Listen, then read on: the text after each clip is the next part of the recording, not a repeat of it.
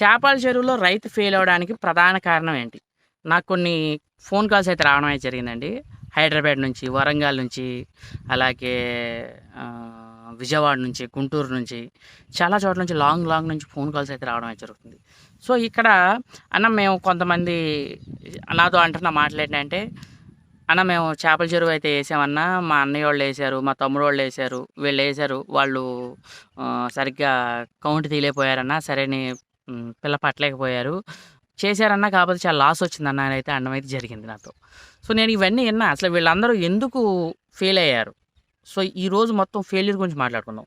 ఎందుకనంటే మన తప్పు మనకు తెలిస్తే దాని నుంచి మనం నేర్చుకుని ముందుకెళ్ళగలుగుతాం. సో, అందరం తప్పులు చేస్తాం. ఇంక్లూడింగ్ మేము కూడా కల్చర్ స్టార్ట్ చేసినప్పుడు ₹1,00,000 డబ్బులు పోయినాయి. సో, ఎందుకేనంటే మనం చేసిన తప్పులు ఓవర్కమ్ చేసుకుని మళ్ళీ చేయాలి. సో, చాలామంది చేస్తున్న తప్పు ఏంటంటే మెయిన్ సీడ్ సెలెక్షన్. 100% సీడ్ సెలెక్షనే తప్పండి. సీడ్ సెలెక్షన్ చాలా రాంగ్గా ఎంచుకుంటున్నారు. ఎందుకనంటే ప్రధాన కారణం తక్కువ రేటుకి వచ్చేయాలి. మనందరికీ ఏంటంటే అందరి మైండ్లో ఉన్న థాట్ ఏంటంటే తక్కువ రేటుకి రావాలి, నాకు ఎక్కువ డబ్బులు రావాలి, ఖర్చు కూతంతే అవ్వాలి, కానీ లాభం మాత్రం ఎక్కువ ఉండాలి. నేను రూపాయే ఖర్చు పెడతా, కానీ నాకు మాత్రం ₹100 రావాలి. అప్పుడు మీరేమనుకుంటుందో తెలుసా? మీ చేతిలో ఉన్న రూపాయి కూడా పోతుంది. సో, ఇది ఎక్కడ జరుగుతుందో తెలుసా? సీడ్ మీరు ఎంచుకునేది కొత్త పిల్ల పోస్తున్నారు, తక్కువ రేటుకి వస్తుంది. అది కొత్త పిల్ల తక్కువ రేటుకి వచ్చేస్తుంది.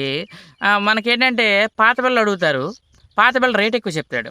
ఎందుకంటే రైతు తయారు చేసేవాడికి తెలుసు దాని వయసు సంవత్సరం, అంటే 365 రోజులు అది పుట్టి. ఒక చేప యొక్క జీవితకాలం 3 సంవత్సరాలు. 3 సంవత్సరాలు అది పెద్ద చేప అయిపోద్ది. 4 కేజీలు అవని, 3 కేజీలు అవని, 3 సంవత్సరాల్లో అది అంత సైజు అవుద్ది. అంటే ఒక చేప పెరగాలి అంటే 3 సంవత్సరాలు. ఆబ్వియస్లీ. ఎందుకంటే మేము స్టాక్ పెట్టుకుంటున్నాం, పాత పిల్ల చేయడానికి స్టాక్ పెడతా ఉంటాం. కొంతమంది మనకు ఫోన్ చేస్తూ ఉంటారు, అని ఇలా ఈ రేట్ అన్నా మనకు పాత పిల్ల కావాలంటే ఈ రేట్ అని చెప్తాం. పలానా రేట్ చెప్పిన వెంటనే అమ్మో మనకు ఆ రేట్ వద్దన్నా, తక్కువలో కావాలన్నా అయితే పలానా పిల్ల ఉందని వేసుకెళ్ళండి అంట. It's a business. దాన్ని ఎవరు తప్పు చేయలేరు. ఎందుకంటే దాన్ని ఎవరు మనం తప్పు అని అనలేము. ఎవరైనా సరే మీరు సీడ్ ఎంచుకునేటప్పుడు పాత పిల్ల ఎంచుకోండి, నమ్మకమైన ప్రదేశంలో సీడ్ తీసుకోండి. ఒక్కసారి కనుక మీరు కానీ పాత పిల్ల పోస్తే పాత పిల్ల రేట్ ఎక్కువ అవుద్ది. 100% రేట్ ఉంటుందండి. అది తక్కువ రేటుకి ఇవ్వడు. ఎందుకు ఇవ్వాలి? ఇవ్వడు. ఎందుకేనంటే 1 ఇయర్ పాటు దాన్ని పెంచడమే జరుగుతుంది. 365 రోజులు దాన్ని పెంచాలి. ఒకసారి 1,00,000 నెంబర్ పోస్తే అందులో ఎంత పిల్ల చచ్చిపోతుందో తెలుసా? అది వయసు పెరిగే కొద్దీ చచ్చిపోతూ ఉంటుంది. దాని యొక్క మోర్టాలిటీ అలా ఉంటుంది ఆ రేంజ్లో. అవన్నీ చనిపోగా మిగిలిన పిల్లలు అవి. ఒక సంవత్సరానికి వచ్చేసరికి లీజులు కట్టాలి మాకు. కమర్షియల్ చెరువులు ఇవి. కమర్షియల్ చెరువులో లీజులు ఎలా ఉంటాయి మీ అందరికీ తెలుసు. తక్కువ రేటుకి పాత పిల్ల ఎందుకు వస్తుంది? రాదు. రైతులందరూ ఏమడుగుతారంటే కొత్తగా స్టార్ట్ చేసేవాళ్ళు, అన్న మాకు తక్కువ రేట్లో అయిపోవాలి. ఆబ్వియస్లీ మనం ఏం చేయలేము. సో, ఏంటంటే అప్పుడు మాత్రం కొత్త పిల్ల పట్టుకెళ్ళిపోతారు. ఆ పిల్ల కావాలన్నా ఈ పిల్ల కావాలని అంటారు. నెక్స్ట్ కల్చర్ ఏమడుగుతారంటే అన్న 1 ఇయర్ అయిపోయింది మాకు సైజు రాదు. ఇప్పుడు నా దగ్గర పాత పిల్ల 10 లక్షల స్టాక్ ఉంది. 10 లక్షల స్టాక్ ఉంది. ఎవరైతే ఈ 10 లక్షలు పోసుకుంటారో వాళ్ళు మాత్రం అదృష్టవంతులు. ఎందుకని చెప్పనా? ఇది 1 ఇయర్ నుంచి వెయిట్ చేసి ఉన్న పిల్ల ఏప్రిల్ నుంచి ఏప్రిల్కి వచ్చేసింది. 1 ఇయర్ అయిపోయింది కంప్లీట్. 1 ఇయర్ పూర్తి కంప్లీట్.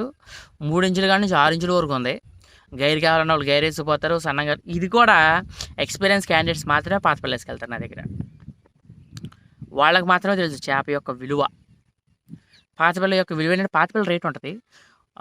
మామూలుగా కొత్త పిల్ల వచ్చేసరికి 10% ఉంటే ఇది 30%, 40% ఎక్స్ట్రా ఉంటుంది రేటు. ఎందుకంటే 1 ఇయర్ దాని యొక్క వయసుకితో సంబంధం అన్నా అని అడగవచ్చు. దీని గురించి బ్రీఫ్గా చెప్తున్నా. వయసుతో సంబంధం అంటే సంబంధం ఉందండి. ఎందుకంటే వయసు ఉంటేనే చేప ఎదుగుద్ది, వయసు లేకపోతే ఎదగది. మీరు ఎంత మేత పెట్టినా సరే చేప ఎదగదు. ఒక చేప కరెక్ట్గా నెలకి ఒరిజినల్ పాత పిల్ల అయితే సంవత్సరం పాటు స్టాక్ ఉన్న పాత పిల్ల మీ చెరువులో తీసుకెళ్ళిపోతే 150 గ్రాముల దాకా పెరుగుద్ది నెక్స్ట్ మంత్కి. అది కూడా మీరు ప్రాపర్ ఫీడింగ్ ఇస్తేనే. ఫీడింగ్ లేకుండా ఉంటే 70 గ్రాములు 80 గ్రాములు అలా పెరుగుద్ది. నెంబర్ తక్కువ పోస్తారు కాబట్టి. ఒక ఎకరానికి పోసే నెంబర్లు తక్కువ ఉంటాయి. మేము 1,00,000 నెంబర్ పోస్తాం, 1,50,000 పోస్తాం పిల్ల కాబట్టి. సో, దాని మూలంగా ఫీడింగ్ మనం వేసే నెంబర్ల మీద కూడా చాలా డిపెండ్ అయి ఉంటుంది. సో, ఎంత నెంబర్ పోయాలి ఏంటి అని ఒక ప్రాపర్ గైడెన్స్ తీసుకోండి. ఎవరు పడితే వాళ్ళని అడిగితే మీకు గైడెన్స్ చెప్పరు. కొత్తగా రైతులు చేసేవాళ్ళు ఇవి చాలా ఇంపార్టెంట్. ఈ విషయం అసలు ఎవరు చెప్పరు. యూట్యూబ్‌లోనే లేదు ఈ వీడియో. కానీ అయినా ఎందుకు చెప్తున్నానంటే రేపొద్దున కొత్తగా వచ్చేవాళ్ళు ఒక రూ. 1,00,000, రూ. 2,00,000 ఆశతో దిగుతాం. ఎక్కడ ఎన్ని సంతకాలు పెడతారో నాకు మాత్రమే తెలుసు.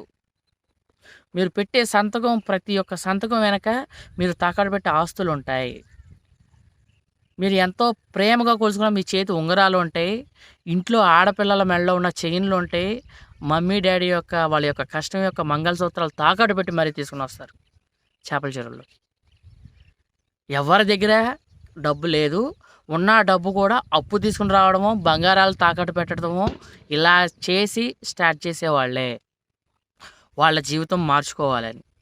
మీరు ఎంతగా కసిగా కూర్చున్నప్పుడు సీడ్ సెలక్షన్ విషయంలో ఎందుకు అంత రాంగ్ చేస్తున్నారు? ఆబ్వియస్లీ ఈ వీడియో ఎంతమందికి రీచ్ అవుద్దో లేదో నాకైతే తెలీదు. ఒకవేళ గనక మీరు చూస్తే మన దగ్గర అయితే పాత పిల్ల ఉంది. 10 లక్షల పిల్ల ఉంది నా దగ్గర. 10 లక్షల పిల్ల ఉంది. 15 ఎకరాల్లో పోయడం అయితే జరిగింది. 10 లక్షల పిల్ల ఉంది. రండి, చెక్ చేసుకోండి క్వాలిటీ. మీకు తెలిసిన వాళ్ళు తీసుకొచ్చుకోండి చేపల గురించి. అన్న మనకు తక్కువ రేటు కావాలన్నా అని అయితే మీరు ఆ ఉద్దేశంలో కానీ వెళ్తే ఖచ్చితంగా మీరు బొక్కలో పడిపోతారు. 100% బొక్కలో పడిపోతారు. మీరు కొత్త పిల్ల పోస్తారు తీసుకెళ్ళి, అది సంవత్సరం చూసినా సరే పావు కేజీలే వస్తాయి. సంవత్సరం బారు పెరుగుతారు, పావు కేజీలే పెరుగుతాయి.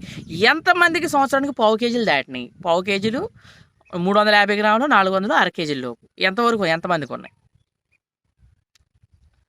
సో ఇది కొత్త పిల్ల పోసుకుంటే అలా ఉంటుంది. పాత పిల్ల యొక్క ప్రభావితం ఎలా ఉంటుంది?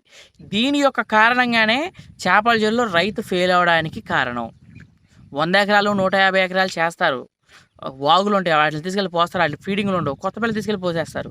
కొత్త పిల్ల తీసుకెళ్ళి పోస్తే మీరు 100% ఫ్లాపు, సినిమా ఫ్లాప్ అవుద్ది. వయసు ఉంటేనే క్వాలిటీ. వయసు వచ్చాకే అది మేతలో పడద్ది, తింటుంది, గ్రోత్ వస్తుంది, సైజ్ వస్తుంది. అంత క్వాలిటీ అయితే ఉండడం అయితే జరిగింది. అది చేప యొక్క విషయం. సో ఇదే అండి. మీకు ఇందులో కనుక ఏమైనా డౌట్స్ ఏమైనా ఉంటే కింద కామెంట్ రూపంలో తెలియజేయండి. Thanks so much. అలాగే మన ఛానల్ సబ్స్క్రైబ్ చేసుకోండి. మీకు ఏమైనా డౌట్స్ ఉంటే కామెంట్ రూపంలో తెలియజేయండి. అన్న ఇంకా చేపల చెరువు గురించి అయితే మనకు తెలియాలన్నా, ఇంకా మేము తెలుసుకోవాలన్నా, నాతో మాట్లాడాలంటే కన్సల్టెన్సీ ఛార్జెస్ అయితే ఉండడం అయితే జరిగిందండి. 100 రూపీస్ ఛార్జెస్ పర్ కాల్. ఎందుకంటేనండి లక్షల విలువ చేసే ఇన్ఫర్మేషన్ ఊరికే అయితే చెప్పకూడదు. ఊరికే చెప్తే దానికి విలువ ఉండదు. చేద్దాం అనుకున్న వాళ్ళు తప్ప కసి పట్టుదల లేని వాళ్ళు కాల్ చేసి కూడా అడుగుతూ ఉంటారు. అలాంటి వాళ్ళు వద్దు. సో వాళ్ళని అవాయిడ్ చేయడం కోసమే 100 రూపీస్ ఛార్జెస్ అయితే పెట్టడం జరిగింది. చేపలు అయితే మన దగ్గర ఉంది, మీరు వచ్చి ఇక్కడ చూసుకోవచ్చు. అన్న చేపలు కావాలి డైరెక్ట్గా మీరు వచ్చేయండి, చూసుకోండి, చేపలు పట్టుకెళ్ళండి. చూసుకోండి, క్వాలిటీలో నెవర్ కాంప్రమైజ్. జీకే బాబు బీటెక్ ఫిష్ ఫార్మర్ అనేవాడు బ్రోకర్ కాదు, ఏజెంట్ కాదు, రైతు. నాకు మాత్రమే తెలుసు దాని యొక్క కష్టం విలువ. ఎందుకంటే పొద్దున్నే లేచి చెరువు కాడికి వచ్చి మేతలు వేసుకుని అన్నీ చేసుకుని మనం పెంచి దాని సంవత్సరం పాటు ఒక స్టేజ్కి తీసుకెళ్ళడానికి ఎన్ని సంఖ్యలు నాకాలో అన్ని సంఖ్యలు నాకేస్తాం. ఎన్ని కష్టాలు పడాలో అన్ని కష్టాలు పడతాం. చాలా వీడియోస్ కొన్ని అప్లోడ్ చేశాను, ఇంకొన్ని అప్లోడ్ చేయలేకపోయా. అంటే కొన్ని వర్క్స్ ఉంటాయి కదా, దాని కారణం మనం చేయలేకపోయాను. Thanks so much. ఈ వీడియో మీకు ఎలా అనిపించిందో కింద కామెంట్ రూపంలో తెలియజేయండి. మరిన్ని వీడియోస్ కోసం